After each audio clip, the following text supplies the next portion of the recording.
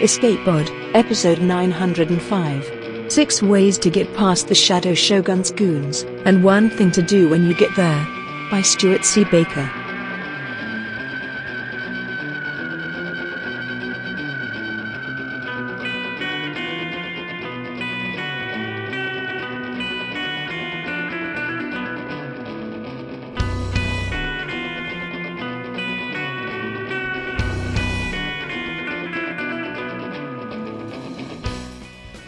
Hello, and welcome to Escape Pod, your weekly science fiction podcast. I'm your host this week, Tina Connolly, and I'm here to bring you 6 Ways to Get Past the Shadow Shogun's Goons, and One Thing to Do When You Get There, by Stuart C. Baker. This story first appeared in Galaxy's Edge. Stuart C. Baker is an academic librarian and author of speculative fiction and poetry, along with the occasional piece of interactive fiction. His fiction has appeared in Nature, Lightspeed, and Flash Fiction Online, among other places, and his poetry has appeared in Fantasy Asimov's and numerous haiku magazines. Stuart was born in England, has lived in South Carolina, Japan, and California, in that order, and now lives within the traditional homelands of the Luckiamute Band of Kalapuya in western Oregon, along with his family. Although if anyone asks, he'll usually say he's from the internet. And also, Stuart mentions that listeners for this particular story might enjoy Derby Witch, an interactive sapphic visual novel about witches and roller derby, which can be found on the Story Loom app or at bit.ly/derby-witch. And I've actually been working on stories over at Story Loom as well, so I can say that if you haven't checked out these mini story games, you totally should. The app is currently new and free, and there's a ton of fun games, including by authors who will be totally familiar to Escape Pod listeners. And Stuart's Derby Witch is delightful and would pair very nicely with this story. Your narrator this week is Valerie Valdez. Valerie Valdez lives in an elaborate meme palace with her husband and kids, where she writes, edits, and moonlights as a muse. She enjoys crafting bespoke artisanal curses, playing with swords, and admiring the outdoors from the safety of her living room. Her debut novel, Chilling Effect, was shortlisted for the 2021 Arthur C. Clarke Award and was also named one of Library Journal's best SF/fantasy novels of 2019. Her short fiction and poetry have been featured in Uncanny Magazine, Time Travel Short Stories, and Nightmare Magazine. Join her in opining about books, video games, and parenting on Twitter at Valerie Valdez, or find links to her work at candleinsunshine.com. Your audio producer this week is Adam Peratt. So get ready to worm your way into the Shadow Shogun's presence, because it's story time.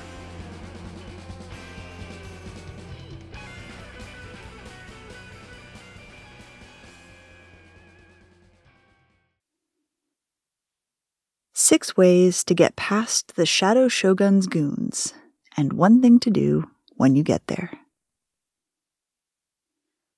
1. Dust 'em.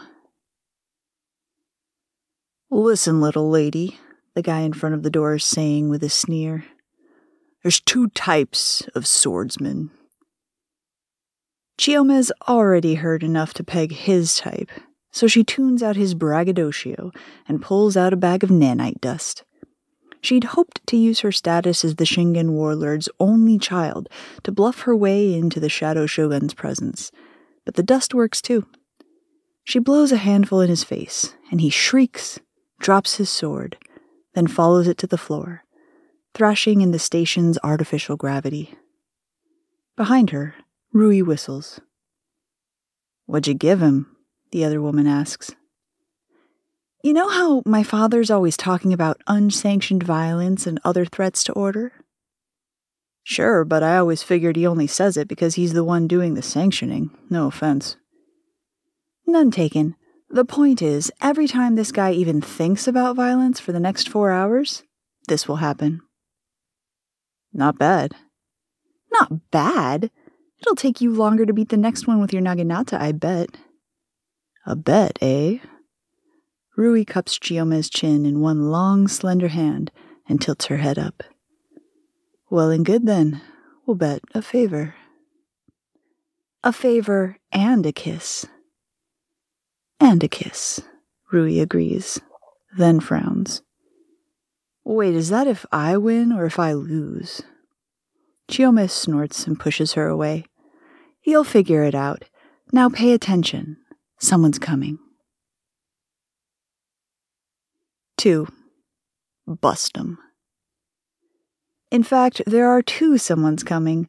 A pair of swordsmen, silently furious, hands on their still-sheathed laser swords. Rui strides out into the hallway to meet them, spinning the long haft of her naginata idly. Gentlemen, she says brightly, nice day for a stroll, is it not? It's a station, Rui, Chiome cuts in. They have rotations, not days. Oh, hush. If the swordsmen are taken aback by the banter, they don't show it. They spread out, hands on their weapons, waiting for Rui to make the first move. It's a mistake, but before they can realize it, Rui's already taken them down, the swift crack-crack of her naginata's shaft as it bounces off the sides of their skulls, echoing down the hall. Rui turns to Chiome before they've even hit the floor. Well? Nearly twice as long, she says, shaking her head in mock sorrow. What? Rui sputters. But there were 2 of them, and I didn't even use the blade, which has to count for something. Chiome shrugs. I don't make the rules, she says. I just call the shots. Now help me search their pockets. 3. Split 'em up. Chiome's just found the passcode on a crumpled-up hollow when another trio of goons strides down the hallway. It's a regular parade, Rui grouses. Cheer up, Chiome tells her. You can try to beat me again. 1 each, then? First one done gets the extra. Chiome pushes the button on a long-range electrical destabilizer she put the finishing touches on just last night, and one man's sword short-circuits in his hands, the current sending him to join his colleagues on the floor. Another win for me, she says. I'm a little embarrassed that you're doing so badly. And she sees the smirk on Rui's face and looks again. Her bodyguard's hands are empty of the naginata. Instead, the weapon lies on the floor, and next to it is goon number 5. You threw it at him? Hey, Rui says, sotto voce. I don't make the rules, I just call the shots. I do not sound like that. If you say so. Now what do we do about him? The last of the swordsmen, who's been watching with a look on his face like milk that's been left out of the gravity well too long, raises his hands in surrender. How about I open the door and you let me go? He suggests. It's a nice offer, Chiome says, but unnecessary. She pushes the button, and his laser sword, still buckled to his hip, jolts him into unconsciousness. Speaking of unnecessary, Rui says. He might have told someone we were here, Chiome points out. Besides, I already had the passcode, and now we've done 3 each. 4. Dance. Passcode in hand, the door opens easily enough. Inside is a small room that does not, in fact, contain the Shadow Shogun. Instead, there are 4 more goons lounging in various states of unreadiness. Set in the room's far side, inconveniently beyond these new opponents, is another door. I told you space priests can't be trusted, Rui says, nudging Chiome in the ribs with one elbow as the goons scramble for their weapons. Chiome pulls out a tube of what she thought was super sticky bonding agent, but which turns out to be instant disco. But he seemed so nice, she shouts over the sudden burst of noise. They're all the same, Rui insists, raising her own voice to match and bringing her naginata hilt down on the head of the first goon, who's struggling to extricate himself from what looks to be a very ancient sofa. Grandiose promises about the path that the future will take, but very little accuracy. She grimaces at the noise. Why do you even have this anyway? Chiome throws a plush crab robot at the second, then ducks his flailing arms as the mechanisms inside the toy activate and it clamps its squishy claws around the side of his head. "Do you remember that colony where they'd hollowed out all the asteroid cores and strung them together?" she shouts. Rui slips her naginata between the flailing goon's legs and spin kicks him in the back of the head as he goes down. "The one where they put mirrors on the ceiling so the place looked bigger?" "Yeah." "The one where a certain woman tried to put on, and I quote, the biggest laser light show since Ada Karina, even though she knew bright lights and loud noises gave me migraines?" Yeah. I remember as little as possible about that place." She stops to dance out of reach of the remaining two goons, then looks over at Chiyome, eyes narrowed. "Why?" Chiyome finally finds the bonding agent tube. She engages the timer and throws it at the other two goons, then watches with satisfaction as it arcs between them and explodes, coating them with a thick, viscous paste that turns their clothes as solid as steel and instantly secures them to the floor. "No reason," she shouts into the silence caused by the disco's sudden decision to terminate its building crescendo, then clears her throat and continues in as upbeat a voice as she can muster.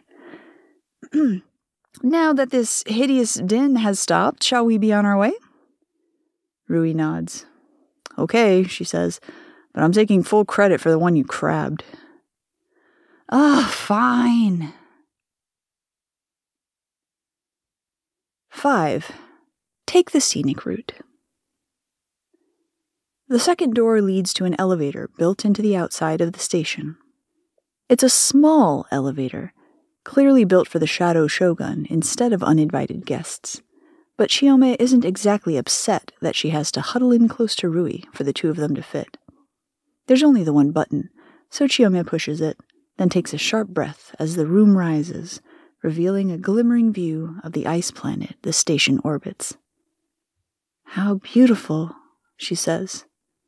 "Why, thank you," Rui replies. "I do try." A flare of bright orange light draws their attention to the far side of the planet's gentle curve, and Chiyome mumbles a quiet curse. It's the Shingen warlord's fleet bursting into real space, their warp engines ejecta setting them off against the world blues and whites of the icy surface. "Fleet's closer than I thought they would be," Rui comments, voice even. "Yeah, we should hurry." Rui squeezes her shoulder, and Chiyome puts her hand on top of the other woman's. They ride in silence for a minute. Then Rui clears her throat. "About that bet," she says, "I've been thinking." This time, it's not the view that takes Chiyome's breath away. "Yes?" "What happens if it's a tie? Do we both owe each other a kiss, or do they cancel out?" For a minute, Chiyome very carefully says nothing. She counts up to 10, then down again, inside her head. "Well?" Rui prompts. "I don't want you to kiss me because you think you have to," Chiyome says at last. "Oh," Rui says. Then after a pause, "Oh." She clears her throat. "Oh, right." Chiyome fights the urge to roll her eyes. Instead, she leans back into the taller woman. "Right," she murmurs. The elevator chooses this moment to slide to a stop, and the two of them stumble backwards as its doors open behind them. Rui, ever quick on her feet, catches herself before they fall, then spins around, using the motion to push Chiyome behind her. Chiyome digs out another stuffed crab bot and glances past the other woman's outstretched arm, expecting to see another batch of goons. But except for them and a 30-meter-tall robotic statue of a man clad in the traditional armor of Earth long dead, the room is empty. With a slow, outblown breath, Chiyome puts the robot away again. She tries to step around Rui and into the room proper, but the other woman pushes her back again. "What are you doing?" she asks. "Something's not right." "You're being paranoid," Chiyome says, but then she hears it too. A quiet whirring, somewhere at the edge of sound. It's a trap. It's a trap, Rui agrees. And then, with a creaking, groaning sound like the station falling apart, the statue moves.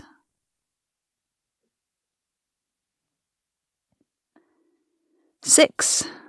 Disconnect the power supply, stupid.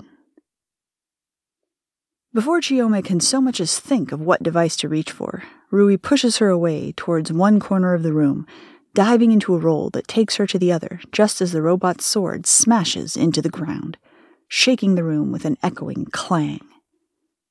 The statue lifts the weapon and steps forward with a shudder, then chops down with the blade a second time. It's more like someone tilling the earth in those vid dramas about newly terraformed planets than the smooth motions of a warrior, Chiyome thinks. Some screen jockey's idea of how a sword should move. Not like she can really talk, she supposes, but the thought gives her an idea. She whips out her datapad, tapping in commands as fast as she can go. Rui, meanwhile, has leapt onto the massive sword's hilt. She darts up the giant robot's arm to its head, letting out a primal yell as she spins her naginata around above her head and brings its blade down in a vicious slash. Despite herself, Chiyome stops what she's doing to watch. The edge of the naginata bounces off the robot's metal helmet, and Rui uses the momentum to execute a spinning leap, slamming the hilt of her weapon into where the eyes would be on a human opponent. The robot, however, takes no notice. It just lifts its other hand, stop motion slow, and flicks her away as though she were some kind of bug. Rui! I'm fine, Rui snaps, sweat beading her forehead as she staggers back to her feet. But some help would be wonderful. On it, Chiyome replies, fumbling with the datapad. Just give me a couple more minutes. The robot brings its weapon down with a clang, so close to the warrior woman it ripples her uniform. I'll try, she gasps, but don't blame me if I'm a pancake by the end of it. She and the robot continue their mismatched battle, and Chiyome tries to stay focused on what she's doing. Although, truth be told, hacking the station's systems isn't difficult. The Shadow Shogun really ought to invest in better cyber defenses. Any luck? Rui asks, readying herself as the robot creaks through another sword lift. One more second. There! As the robot brings its weapon down again, Chiyome types in the last command and hits the execute button. The sword creaks to a stop a few feet above Rui's head, and then the lights flicker off, plunging them into the dim, flickering yellow of emergency backup power. What did you do? Rui asks.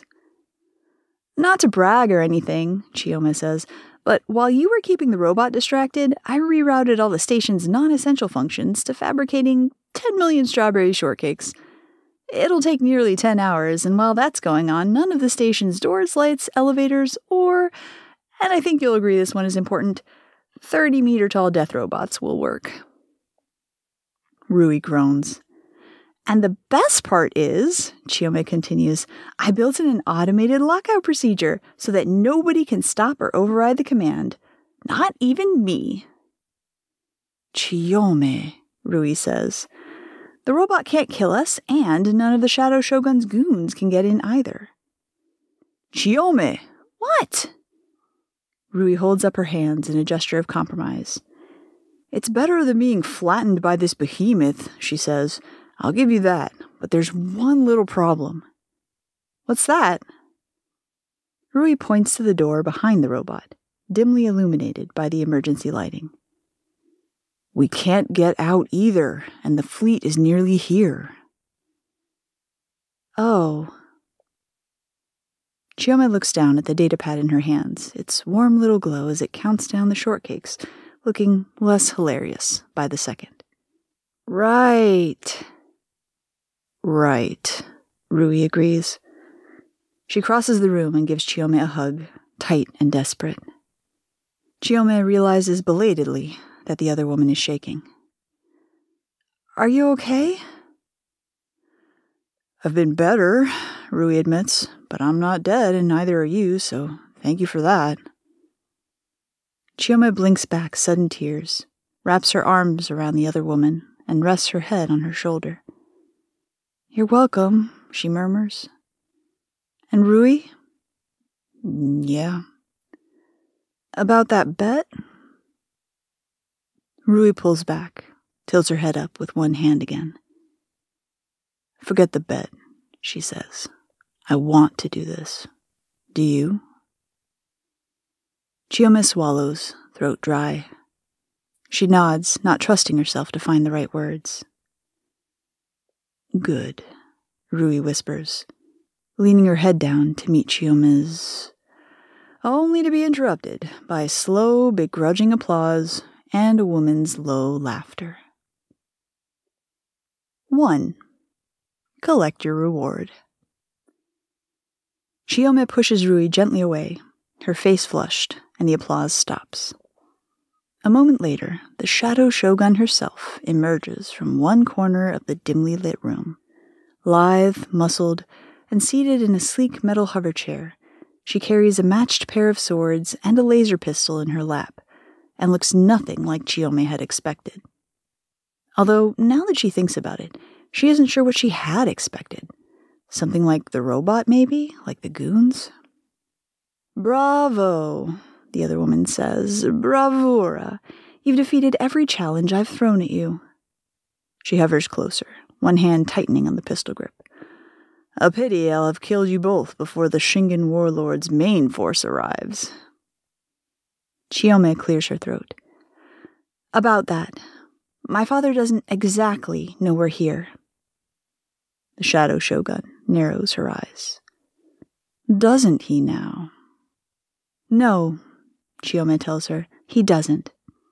But a few of his advisors do, and they've sent me here to make a deal." "A deal," the Shadow Shogun repeats. Her grip on the pistol loosens, but she makes no other move. "They're tired of his threats and his obsession with control," Rui comments. "Tired of the way he monopolizes their local resources, how he siphons off their citizens to fuel his endless wars of expansion. They want a fairer master." That gets a dry laugh. "And they think that would be me." She gestures to herself with a wry look in her eyes. "I know what they call me. Lady of Darkness, tyrant of the Rimward Arc." Chiyome shakes her head. "That's what he calls you. They've seen what you're doing out here, how you treat the planets and stations that sign up for what you have to offer."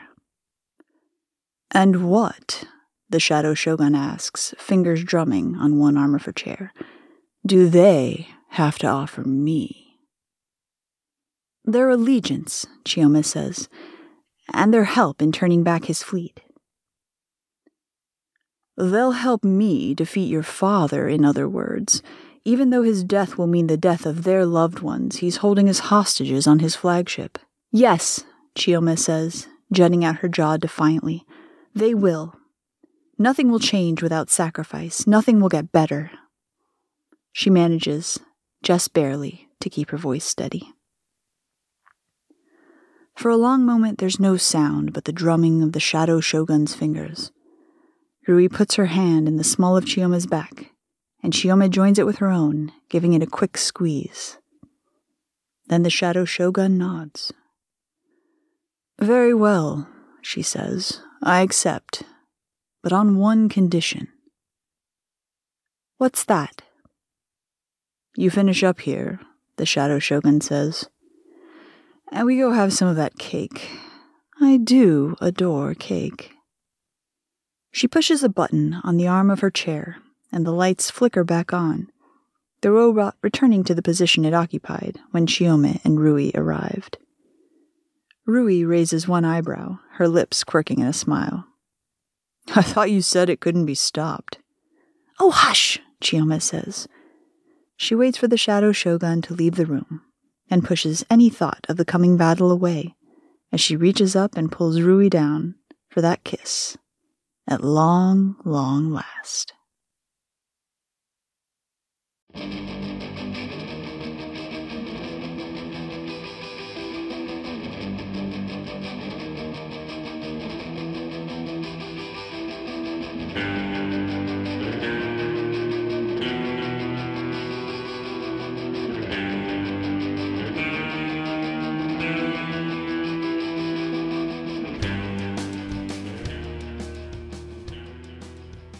And we're back, and again, that was 6 ways to get past the Shadow Shogun's goons and one thing to do when you get there by Stuart C. Baker, narrated by Valerie Valdez.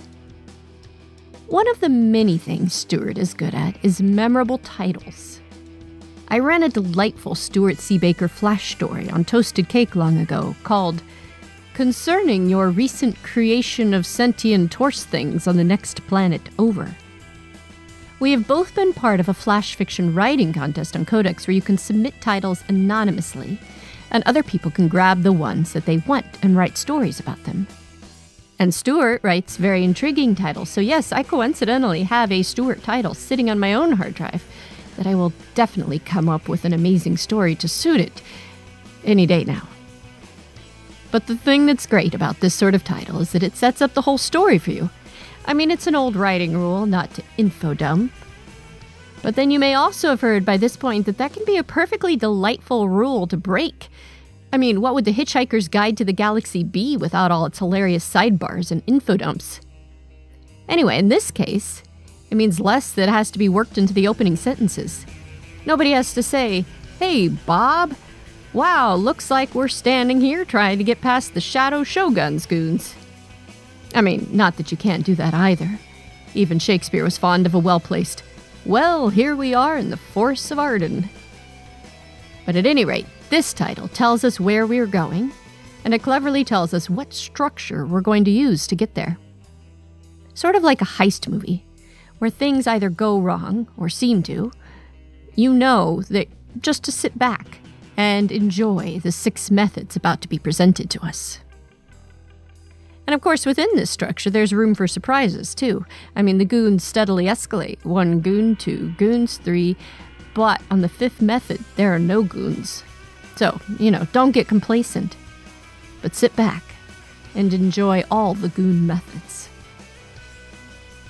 Escape Pod is part of the Escape Artist Foundation, a 501c3 nonprofit, and this episode is distributed under the Creative Commons Attribution Non-Commercial No Derivatives 4.0 International License. Don't change it, don't sell it, please go forth and share it.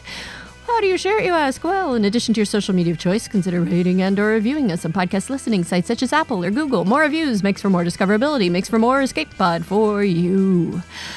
Escape Pod relies on the generous donations of listeners exactly like you. And remember that Patreon subscribers have access to exclusive merchandise and can be automatically added to our Discord, where you can chat with other fans as well as our staff members. So, if you enjoyed our story this week, then consider going to escapepod.org or patreon.com/EA podcasts and casting your vote for more stories that fabricate 10 million strawberry shortcakes. Our opening and closing music is by Daikaiju at daikaiju.org, and our closing quotation this week is from Elsa Homeland Minarek in Little Bear, simply because I want to quote Little Bear, who observes, "Birthday soup is good to eat, but not as good as birthday cake." Thanks for listening, and have fun.